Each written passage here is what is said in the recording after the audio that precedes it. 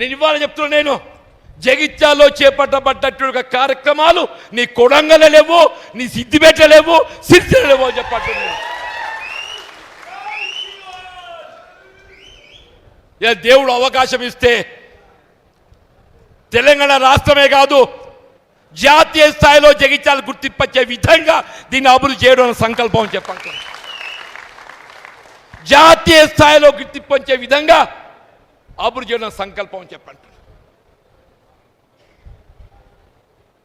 దయచేసి మనం ఎంచుకుంటే బాట ఇది. మళ్ళీ 10 ఏళ్ళు కష్టపడ్డాం, 2 ఏళ్ళు గడిచిపోయింది అవమానాలతోని, 2 ఏళ్ళు అవమానాలతో గడిచిపోయింది. ఈ 2 ఏళ్ళు పోరాటంతో గడుపుతామంటున్నా,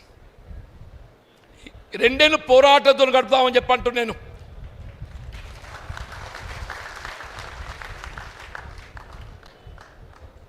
మన లక్ష్యం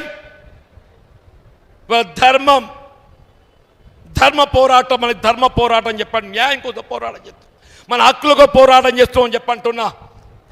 ఆ హక్కుల సాధన కొరకు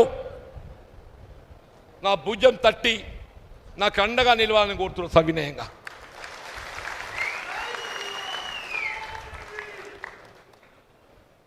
దయచేసి నేను ఏదైతే ఉందో నా మనోభావాలు వ్యక్తం చేశాను, నేను అనుభవిస్తున్నట్టు ఒక మానసిక క్షోభ వ్యక్తం చేశాను.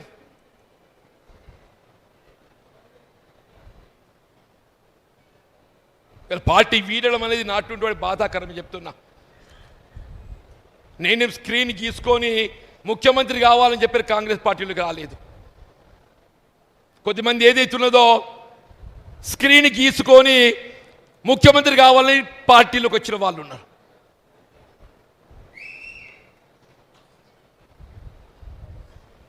నేను పార్టీలో చేరినాడు ముఖ్యమంత్రి కావాలని కోరుకోలే, నేను ఇవాళ కూడా కోరుకుంటాను. నేను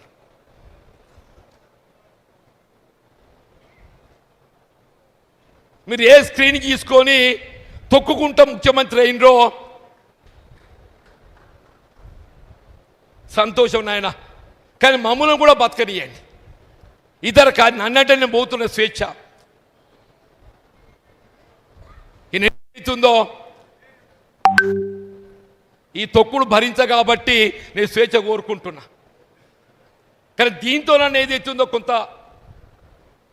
నీ ఆలోచన మార్పు వచ్చి కార్యకర్తలకు, నాయకులకు వాళ్ళ స్థానానికి అనుగుణంగా వాళ్ళ గుర్తింపు కల్పించి వాళ్ళకు లభించాల్సిన ఒక హక్కులు కల్పింపజేస్తామని చెప్పని నేను ఆశిస్తున్నాను. అంటే మనం పోయేటోళ్ళం పోయినా కానీ ఉన్నోళ్ళు కానీ న్యాయం కావాలని కోరుదామంటున్నాను. మనం పోయేటోళ్ళం పోయినా కానీ ఉన్నోళ్ళు కానీ న్యాయం కావాలని కోరుదామని చెప్పంటున్నాను.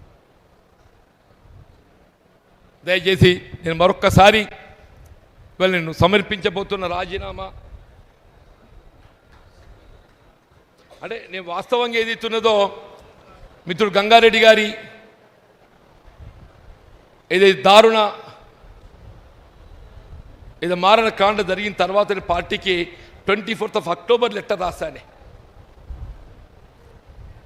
దానికి తోడి రోజు ఈ మధ్యకాలంలో జరిగిన పరిణామాలు సింపుల్ ఏదైతే వివరిస్తూ నా రాజీనామా పత్రాన్ని విడుదల చేస్తున్నా. దయచేసి మా మిత్రులు, సహచరులు, ఇంతకాలం నాకు తోడు ఇచ్చినటువంటి ఒక మిత్రులందరినీ కూడా నాతో తోడు నిలవాలని చెప్పని, నా తోడు నిలవడానికి ముందుకొచ్చే సంసిద్ధంగా ఉన్నటువంటి ఒక సహోదరు అందరినీ కూడా చెయ్యెత్తాలని కోరుతున్నానే.